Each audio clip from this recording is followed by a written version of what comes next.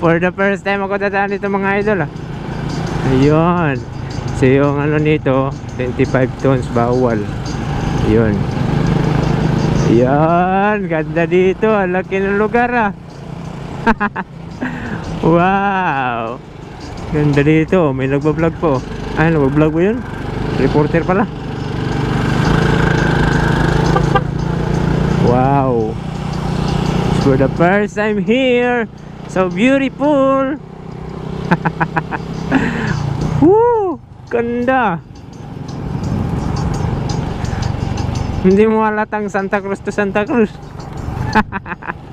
Ganda.